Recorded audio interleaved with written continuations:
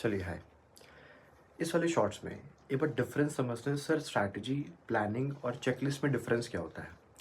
अक्सर हम लोग इन तीनों चीज़ों को बहुत इंटरचेंजेबली यूज़ करते हैं और ये हमारी सबसे बड़ी गलती है।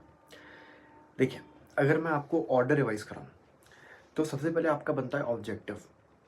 फिर ऑब्जेक्टिव को अचीव करने के लिए फिर आप बनाते हो स्ट्रैटेजी। स्ट्रैटेजी के बाद फिर बनता है प्लान। प्लान के बाद लास्ट में प्रोग्राम मतलब चेकलिस्ट। फिर से ऑर्डर में फिर से रिवाइज करा रहा हूँ। पहले आप अपना ऑब्जेक्टिव स्टेट करते हो। ऑब्जेक्टिव को अचीव करने के लिए एक डायरेक्शन चुनते हो जिसको बोलते हैं स्ट्रैटेजी। स्ट्रैटेजी में और आप ब्रेनस्टॉर्मिंग करते हो, उसको बोलते हैं प्लानिंग। फिर उस प्लानिंग को कैसे अचीव करना है उसके लिए आप चेकलिस्ट बनाते हो। अच्छा, मैं आपको एग्जाम्पल के जरिए बातों को समझाता हूँ।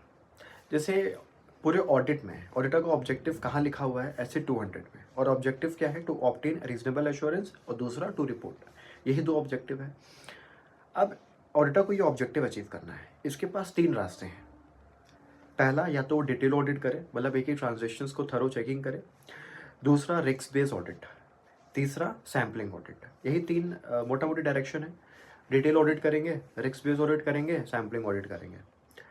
अब ऑडिटर इन तीनों में जो डायरेक्शन को चूज करता है, जो डायरेक्शन को सेलेक्ट करता है, यही उसकी स्ट्रैटेजी हो गई।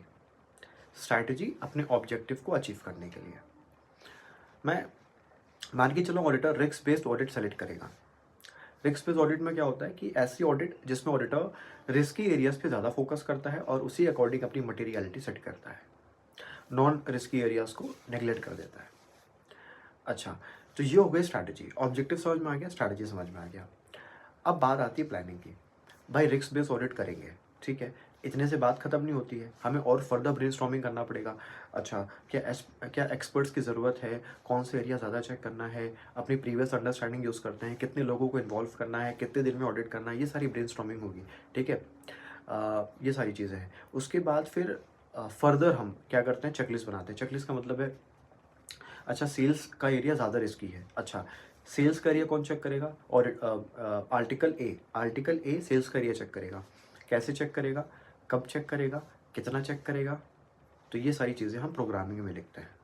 फिर से प्लानिंग में हम फर्दर ब्रेनस्टॉर्मिंग करते हैं, कौन से एरिया चेक करेंगे, ठीक है, एक्सपर्ट्स को इन्वॉल्व करना है कि नहीं करना है, कितने मेंबर्स को लेके जाना है, मतलब फर्दर ब्रेनस्टॉर्मिंग करते हैं।